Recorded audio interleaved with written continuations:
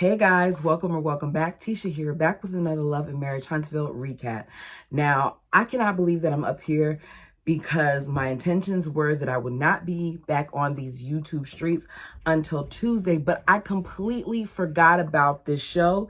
And since we were all watching it, I figured why not go ahead, come up here, hurry up and give you the quick rundown and then return back to the festivities. So I need to know, what does Martell have on these men? How is he able to get away with speaking to the wives the way that he does sometimes in front of the husbands, away from the husbands, as well as get away with the things that he said and done before, and they're still willing to film with him? Remember, at one point, Marceau had some form of restraining order against Martell because of how crazy Martell was acting and not knowing what he's capable of. So with that being said, how is it that they can't question now what he's capable of? Okay, so all of a sudden, Tisha, Kimmy, and Destiny are girls. Like they're gonna ride this thing out together, I guess. So they meet up to talk about Moses and Sonny. I don't understand why we're talking so much about this situation when we didn't get to witness it play out. Sonny was never someone that we saw on our television screen. So why are we making this whole thing a storyline? Because we no longer care. Destiny was not married to Moses, but yet we're talking more about this situation with Moses, seeing Moses on camera and all these other things, when LeBaric, I think that was her ex-husband, he won't even come up here. They weren't even barely on the show when they were married together. So why are we sitting here putting all this attention and light to this situation with Sonny?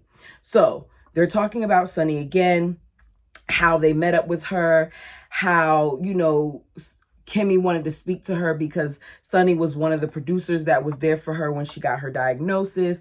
Destiny lets her know that Sonny, was let go as a producer, which was her trying to shade Sonny, that her and Sonny were friends, and that even though Sonny's saying they weren't, you don't text people that I love you and things of that nature, and then even go as far as to inviting them on a birthday surprise trip party in Mexico if you're not friends.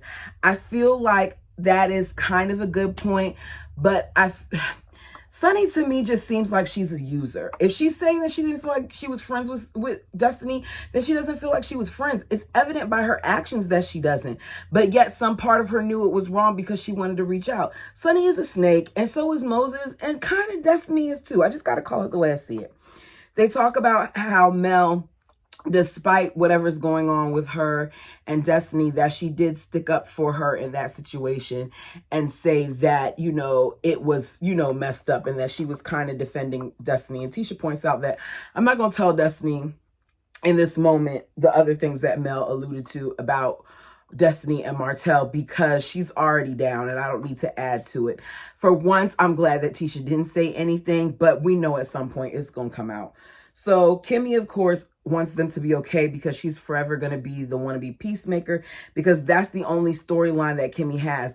What else is Kimmy doing besides, I don't know, some restaurant or whatever this lady's trying to get into in one of their buildings that we're not even getting to see? So I don't understand why we're talking about it.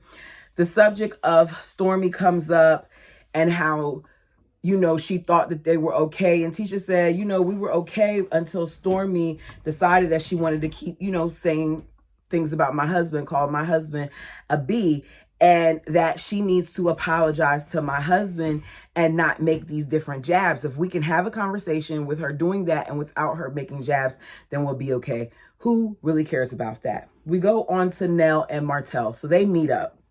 It was a mess. He was excited at first because he heard Nell say, that I met up with Mel and I told Mel that I had a problem with her for sending, you to jail. And he's like, yes, I don't know why she would do that. I mean, why would you send me to jail? And the moment that she said, until I found out that you tried to send out, revenge P, why would you do that? His entire demeanor changed. So he pleads his case yet again, lying as usual, then admits at some point he did send her a picture. he's not admitting what the picture is, because even later on in the conversation that he had with Chris, he still wouldn't come out and say what it was. So he shows Nell the message, and of course the picture's not there, and some aspects of it are deleted out, because what you're showing now versus what you had on Queen Sheba versus what you said on Tasha K were all different things. So which is it? Because the story keeps changing. Bottom line though is he was bullied. He said there isn't he doesn't have the picture anymore because he deleted it. So why would you even show her that? Because if you deleted the picture, you probably deleted the other things too. The problem that I have with this whole situation is whether it was a picture or it was a video, the point is that you threatened to release it and you showed it to other people. He's saying, I said, stop bullying me. Stop bullying me. Something that I said and did in August 2022 is now here I am in 2004 and I'm getting arrested for it. Yes, you are, because you did something you weren't supposed to do, number one. And number two, the statute of limitations hasn't ran out, which means she could still file. If they didn't feel like it was necessary, or if she passed the time frame, then you wouldn't have got arrested. But guess what? You can't keep on feeling like you can do all these different things and that you're going to continue to always have the ladies that are in the judicial system in your back pocket, because that's what a lot of this boils down to. So he puts on his best acting to say that he stopped, but she hasn't. And, you know, he just wants her to stop. I don't understand why Nell doesn't call him out in this situation, because if you're not going to call him out, then I don't feel like you should talk to him. She then talks about how she can get, you know, how it feels to be put out there like that, because she's currently going through, you know, her own situation with Lexi. And I just need you to not talk about it if you're not really going to talk about it. And if Chris's daughter isn't there to also speak on it. Like, if Carlos wanted to do something, what he should have done was he should have brought the Chris's actual daughter and his actual ex-wife onto the show, because I'd much rather have heard more details about that situation, because I'm gonna be honest, I'm more interested in that than I am in this whole Moses and Sonny thing. I don't care about them, but you all tell me how you feel. So she says, it's almost 30 years of just BS. I was not a side chick. I'm no side chick. By the time that, you know, I started dating him, he was already separated. Martell starts laughing and says, oh, so you didn't do anything? I heard you were, and they bleep it out. I think he said a heifer, but I'm not sure. If you think you know, then just say whether or not I'm right. But he called her something, whether it was a side or something. In my opinion, if he was married and you were messing around with him while he was married, you are definitely a side chick.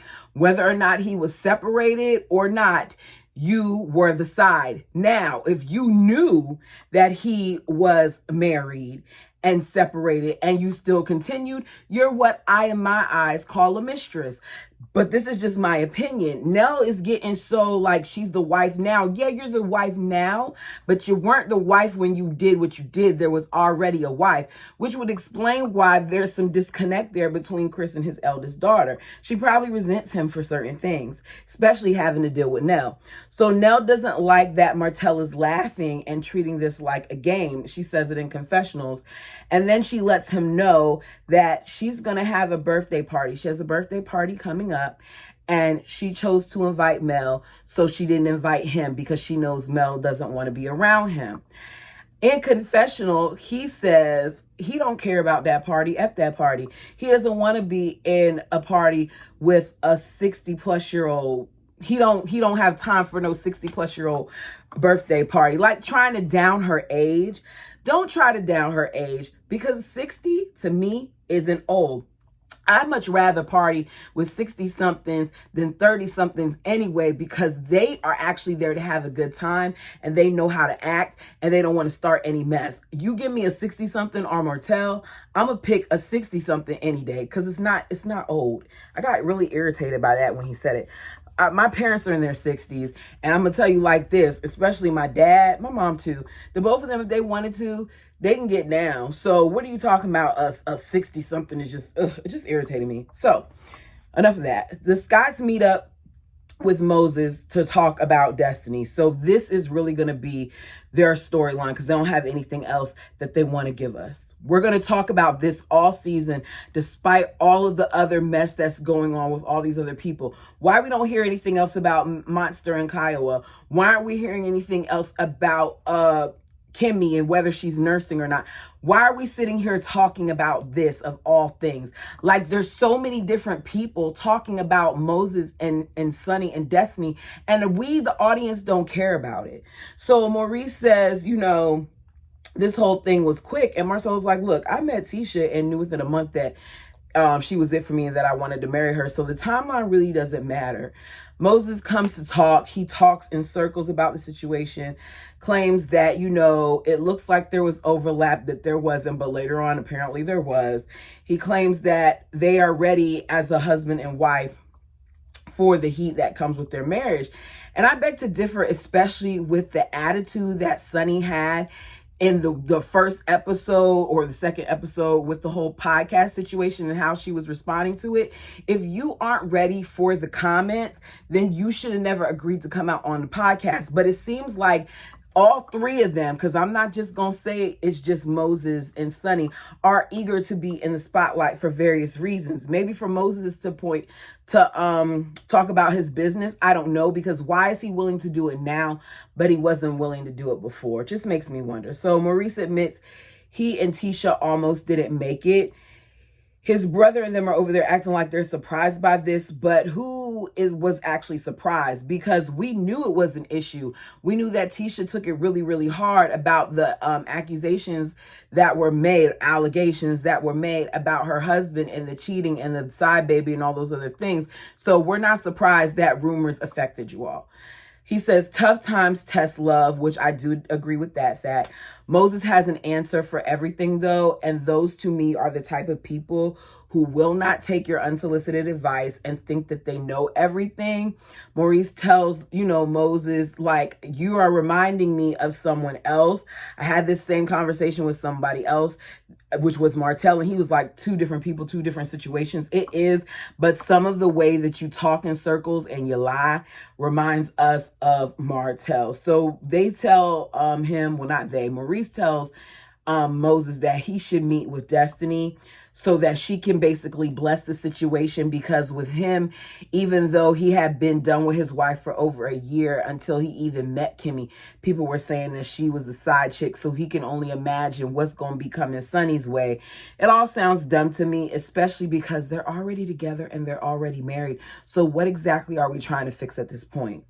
They got married on December 19th, and now they're supposedly getting ready to probably have a baby because she's done IVF too. So everything about them to me seems fabricated and exaggerated, but you tell me your opinion. We get to Ken and Trish, and they're at the gym working out. We see Courtney and Stormy meet up, and I'm bored again. And there is something about the both of them, especially Trisha, that isn't working for me. It's just not doing it. We find out that they work out twice a day. Ken and her have been dating for 2 years. Stormy is going to be moving into a new warehouse. Her husband just bought a new car. She says, you know, it's a really good season for them, even though she's getting sued left and right in the blogs. Apparently, it's a good season, allegedly. Trish, her mother and her father were married for almost 40 years. Both of her parents passed within 6 months of each other. And then one of her sisters passed. Then she had this separation with her ex, who is a jerk. So she's had a lot of loss. We don't know the timeline. It's a lot of stuff that they're skipping in this conversation, and it's not flowing to me. And as a result, I'm not connecting with her. I find myself a lot of times where she's talking, I'm just staring in her mouth because she seems so incredibly uncomfortable in front of the camera. I don't know if it's because she's hiding something or if it's just because she needs to get used to the cameras and the production and all of that. But she makes me uncomfortable while I'm watching her talk, because the whole time I'm like, okay, what is she not saying? Something seems off here. So she said that her loss made her not trust anyone. Her life was falling apart. She was full of resentment, and she wanted, you know, to feel her pain, which then turned into her having issues with her and Ken doesn't really sound to me like she completely has dealt with the situation. And if you are that broken and you have experienced that much loss, it's safer for you to navigate that as a single woman, in my opinion, than it is for you to now put all of that onto this man. Because what if things with you and Ken, who are now living together, don't turn out right? Then what? Because it doesn't seem like you've sought other, ways of coping other than without his assistance. And I want her to get help, because I don't feel like she's processed even the loss of her parents. Because you didn't lose one, you lost two. And I know that changes you. And then her sister on top of that, each one of those losses takes a little piece of you. So hearing her say that, I was just like, girl, you're not ready, in my opinion. Y'all tell me yours. Ken said it was hard, but he listened to, what she said and the things that she had to say. And he just decided that, he was going to continue to be there for her. I don't think she's dealt with all the issues, especially because listening to Courtney talk, because he went to school with her, there was some aggression there prior to this whole situation with her ex-husband and her mom and dad and all the things that she's been through. Her ex, we find out, is still an issue, and that's because the girl is still married. This is a hot mess. You up here on Love and Marriage Huntsville, and you're married. So he's your side. I can't make this stuff up. Okay? I can't. What's the holdup? You talking about some paperwork, but what's the holdup? She then tells us in confessional while they're sitting together that, she didn't tell him about her situation and being married until she was talking to him for 4 to 5 months. And he didn't tell her. Well, he said, no, he wasn't too upset about it because he had his own situation because he was still living with his ex, which means that's a mess too. So both of their situations sound messy to me. So we see Chris, and he pulls up at Martell's investment property, the same one that he was at last season, the same one that he just met with the two Scotts together at. I want to know if Martell doesn't have a home, because it seems like we continue to film at this place that's not even yours, seeing you film there, but you're not doing anything there while you're there. So why exactly are you there? The most we've seen you do is pick up some lumber and trash and stuff and get it out of the actual person with the builder's license way. Chris walks in. He shows him the house. It's okay. It's not that amazing to me. I felt like the hallway was really tight. He doesn't have actual swinging doors. He has barn style doors. I hate those to be on. I can see you doing that on maybe a bathroom door if it was connected to your room, but as your actual door for you to walk into your room, not my thing. Maybe somebody else's. He's trying to make it seem like, this property is so amazing, but it just seems like something, a basic 3-bedroom, 2-bathroom home.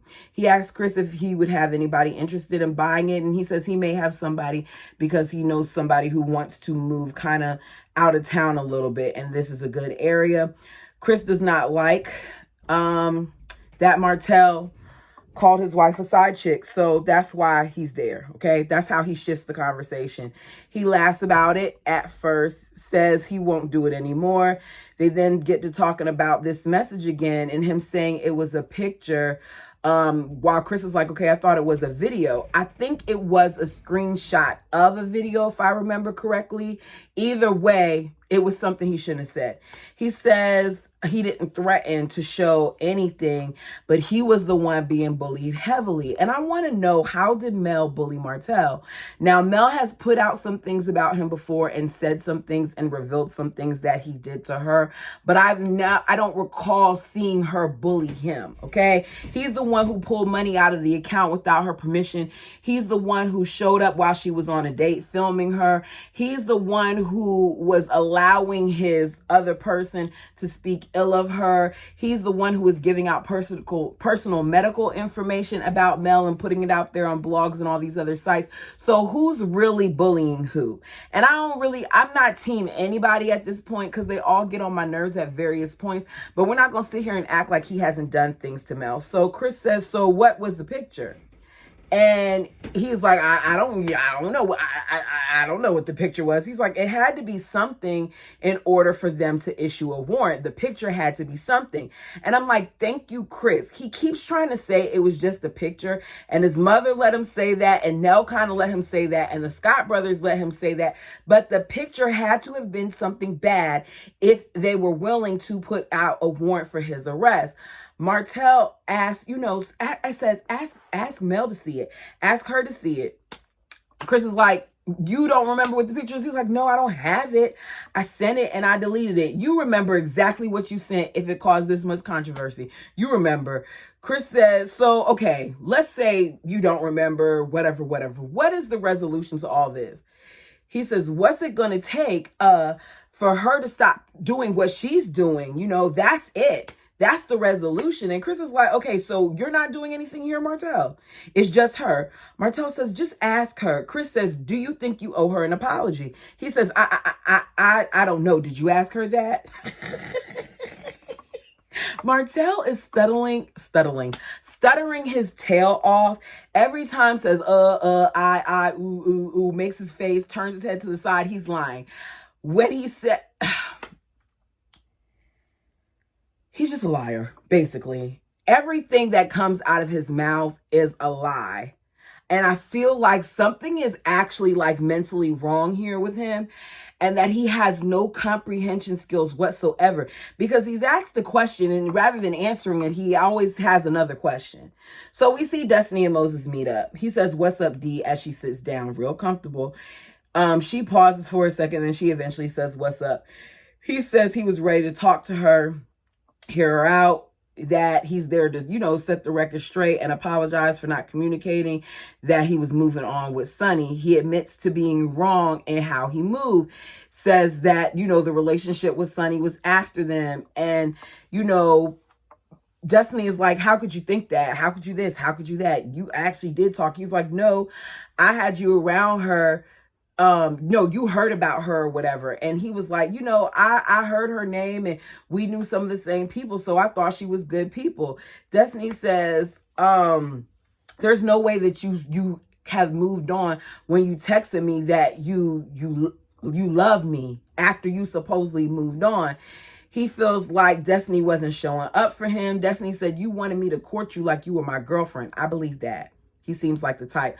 Apparently, he had a birthday and she didn't even show up for that. Their long distance situation always seemed a little fickle to me. Seriously, I don't think it was as serious as Destiny is making it seem, but I don't think it was a situation where he was also clear with her either.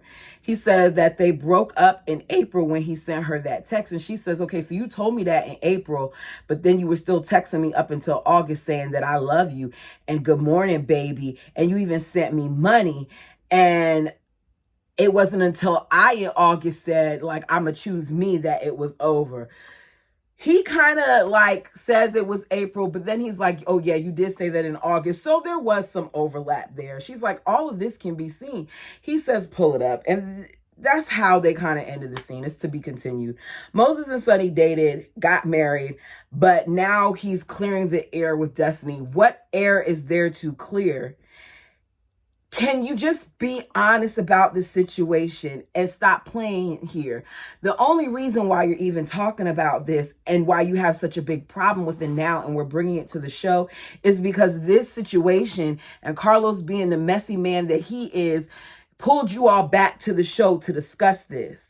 If Destiny is not back to discuss her real life, to talk about the collapse of her marriage, to talk about her arrest, to talk about posting the Holt kids, her issues with Mel, losing her store, why exactly is she back? This storyline with them, to me, at this point is forced. It's played out. We don't care about a lot of these people. Moses is married. Let it go. You're over here acting like you have such a big problem with it and you're so upset, when really, if it wasn't for the situation and Moses and Sonny doing the jacked up stuff that they both did, then you wouldn't be on the screen right now, because Carlos was done with you. But you all let me know what you feel about this. Until next time.